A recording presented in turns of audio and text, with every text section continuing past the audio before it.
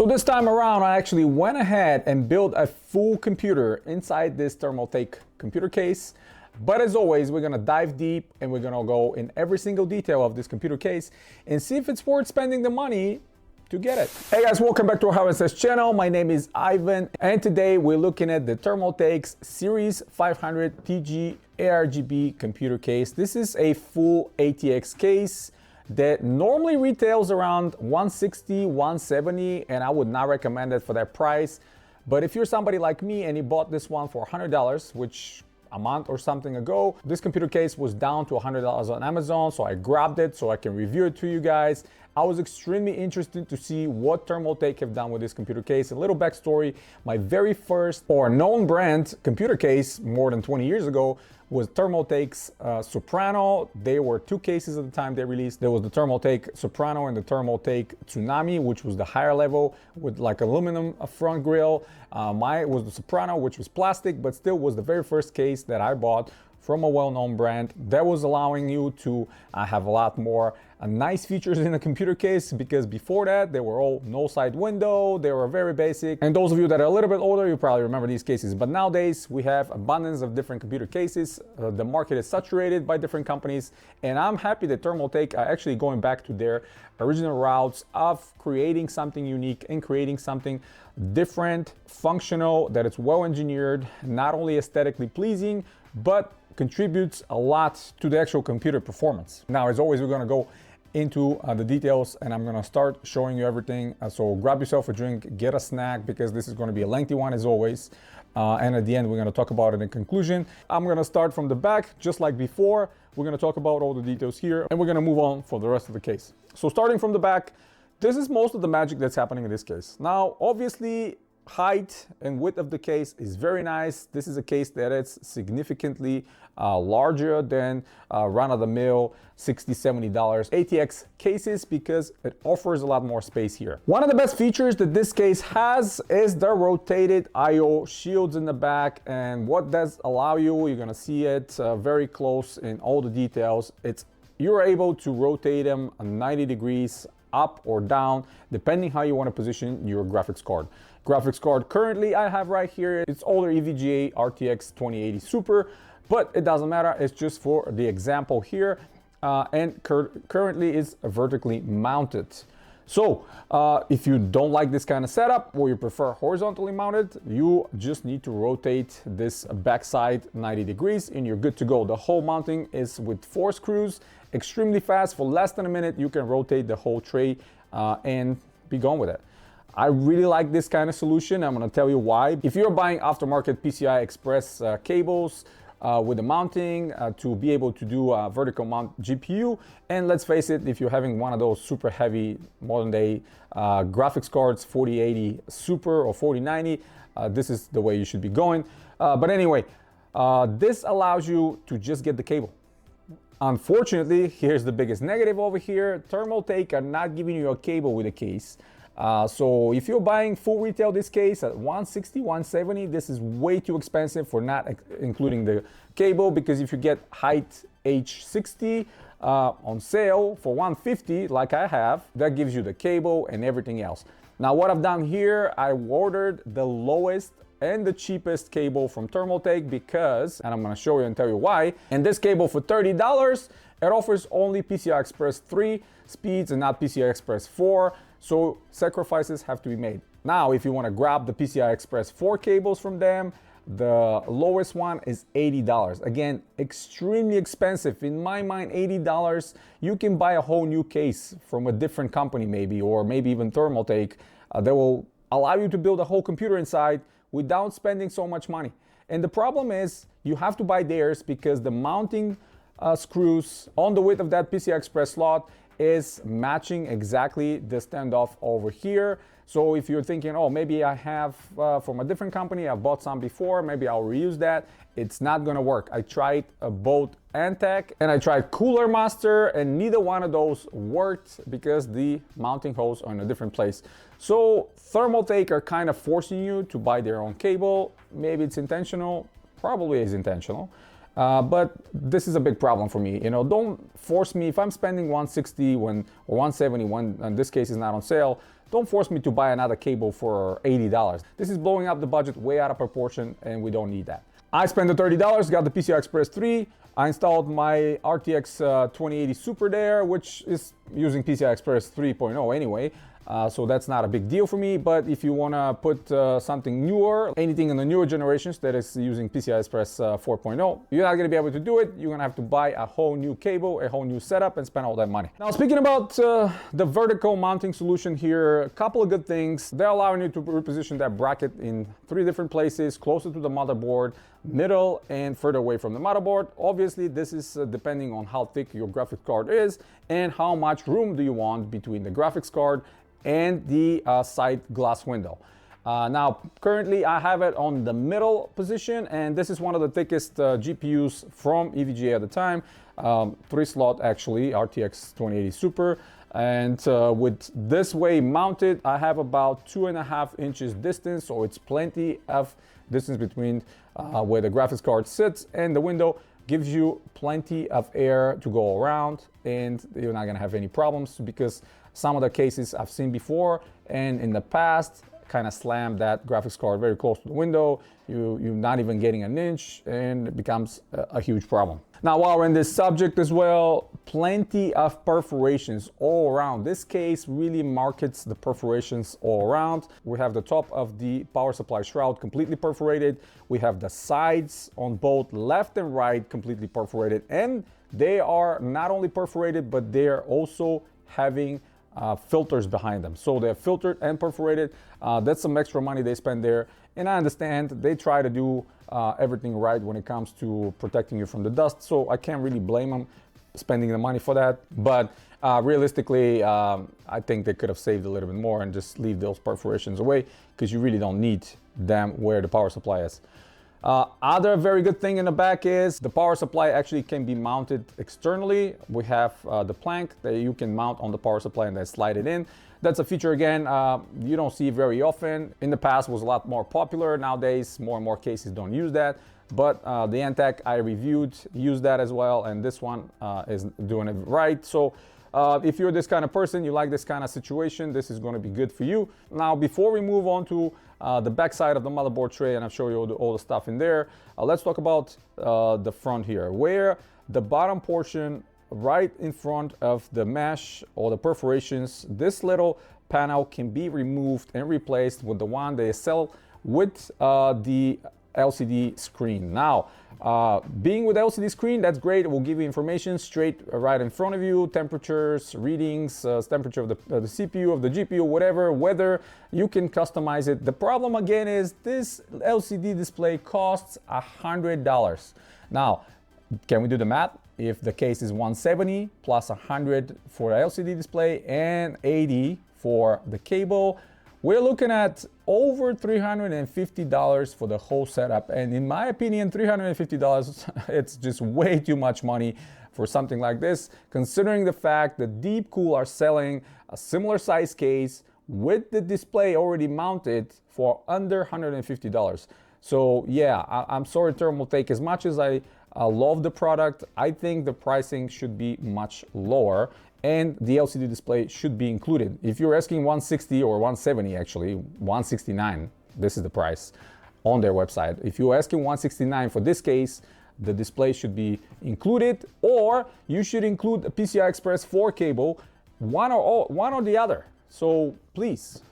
Now, if we go on the other side and open that panel, what really interesting is here to me is this is the first panel I see that has 3 thumb screws to be open on the other side. I haven't seen that before. There's normally just 2, but they decided to go with 3. Another perforation on the bottom that is filtered. And what's revealing on the back side is, again, abundance of space. We have a nice little channel in the middle, 3 hook and loop straps branded Thermaltake. We have some plastic clips right on top that are running that you can actually channel cables through. Plenty of tying points around the backspace, so nothing really to complain here. Plenty of space for your cables, plenty of space for storage. There's actually 3 spots that you can install 2.5-inch drives, 2 in the back, 1 in the front or inside the main chamber. Personally, I'm not using these kind of cases for servers and stuff like that. So if you really want a server, you want to pack it with a lot of hard drives, just look in a different place. There's a lot more that don't have to look like this. They don't have to have the RGB and all that stuff. This is a gamer case. So in my situation, I put 2 NVMe drives on the motherboard for storage and OS, and I'm good to go. I don't need anything else. I don't need drives all around.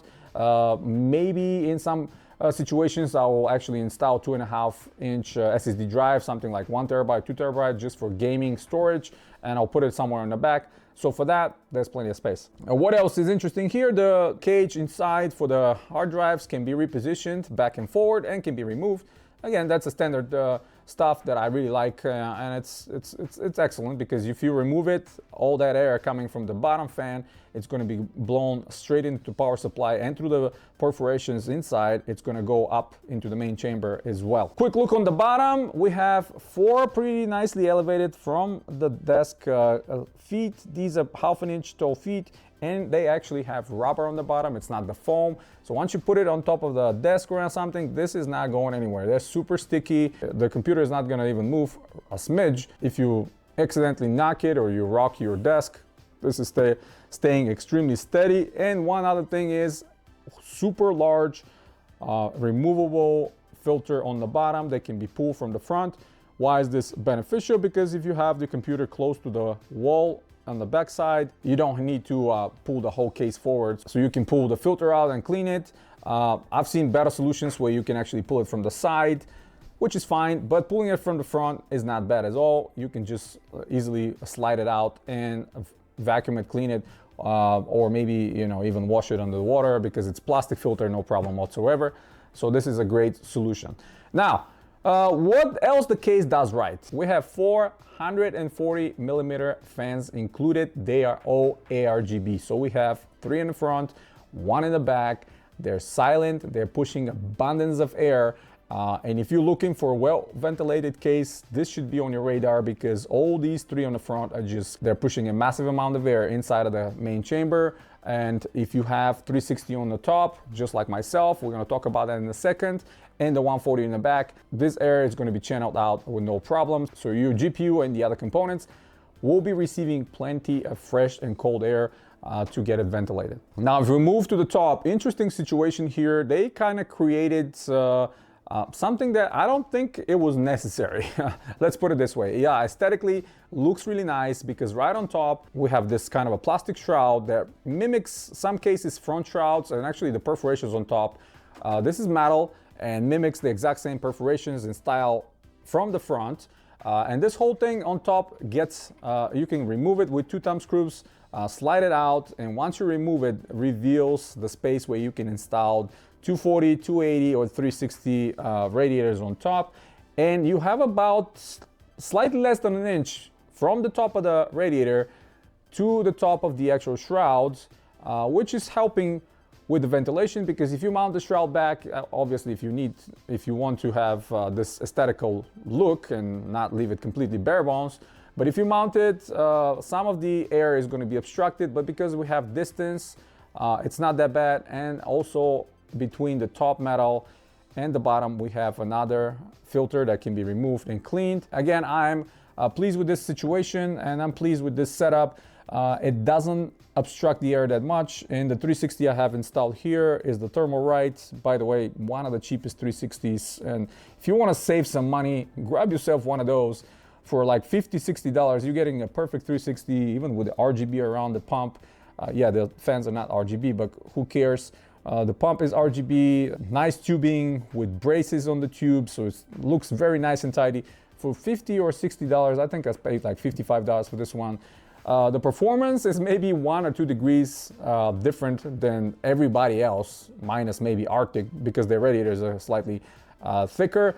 And speaking of Arctic, I actually try to install, you know how I do it every time. I want to measure by the Arctic, because their rads are thicker. So even with the Arctic radiator on top and fans, you still have enough clearance where the radiator is not touching the top of the heat sinks, or it's not touching the top of the motherboard, or it's not touching the top of the RAM modules. So basically you have enough clearance to even install that thicker radiator on top. Now I went with this one because I wanted to really keep it as budget as possible and still at the same time looks very nice. Through the 32 gigabytes RAM over there from Alloy, this is again RGB, matching everything together. One little negative, a lot of cases, even much cheaper than these ones, they will give you a fan controller combination with RGB controller. Now here you have to daisy chain kind of everything together. The front three are already daisy chains, so all you have to plug in is two cables, one for the fan and one for the RGB function, but you have to connect the back one to that as well. So I had to plug all of them into the motherboard. Not my preferred setup. I prefer actually external fan controllers because going through the motherboard implies you have to install all that software from the motherboard in order for you to control it and do all that stuff. And I like the solutions from Montech or Deepcool, where you have a button on top to cycle through the different RGB if you would like. This way you're avoiding the whole software installation and stuff like that, but that's me. That's what I prefer. People have different desires and different way they doing their things. This is just my 2 cents. I think they should have included some cheap fan controller and RGB controller. But anyway, finally everything connected, both front and back fans. I have the ARGB from the pump. Everything else is kind of working together in symbiote, so the lights are synchronized. Now the graphics card is only with the blue, but I can easily fix that by replacing the shroud. It doesn't bother me at all. But yes, plenty of space. This is the biggest thing. Now, if you look at the side panel here where the glass is, one of my favorite things is they haven't done the glass all the way down. Again, way to save the money, that's very good. But what I don't like is, and by the way, the locking mechanism is one thing that I haven't seen before. It's kind of a rotational knob with a little stopper in the back. When you put it in, you kind of rotate and it stays with no problem. I kind of like Deepcool's solutions or Antec solutions better with the magnets and all that stuff. But it is what it is. I think this is also pretty elegant and it's not, it's pretty secure. It's not going to go anywhere. The knob is pretty big and it's metal. It's not going to break, so you can open it and close it easily. What I don't like is the thickness of the glass is 3 millimeters. Now, how solid and big this case is, I definitely believe that they should have put 4 millimeter here. A lot of the makers are putting 4 millimeter, and don't skimp on that. I mean, how much money they saved between the 3 and 4. 3 feels very flimsy. I'm telling you, be very careful not to hit it harder because it's going to break. Although the other positive here, it's on hinges, so you can disconnect or kind of lift off the whole side glass panel off the hinges. It's extra secure that way, and it's easier to remove. I like the hinges setup, and I've mentioned that in many other cases before. This is a very good solution for you to take the glass window out of the way without problems. Now, if we move to the front, finally, interesting solution here. Normally you grab from the bottom, you yank the whole front, you get the filters out and all that stuff. Over here, this is not the situation. You kind of squeeze the top part of the case where this little knobs are here and pull the whole front away, which is plastic, but behind it, there's a filter as well. Fine mesh filter, the front where the metal is. This is like different style perforations that are kind of round, but the mesh filter behind also stops a lot of the big particles of the dust, so you can clean it in the future.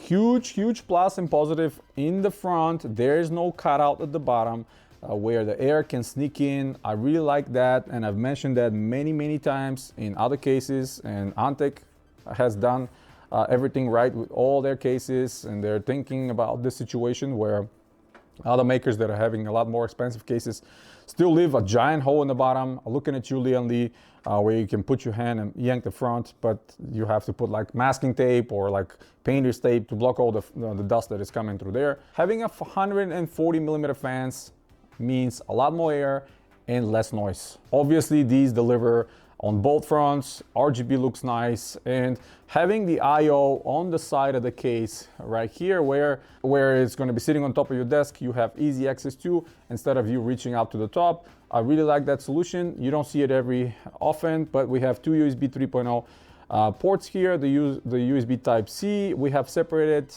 microphone and headphone. We have a reset button, and we have the light indicator for storage and if the computer is powered. And then we have the power button right on top. Very nice and flat. Everything matches nicely.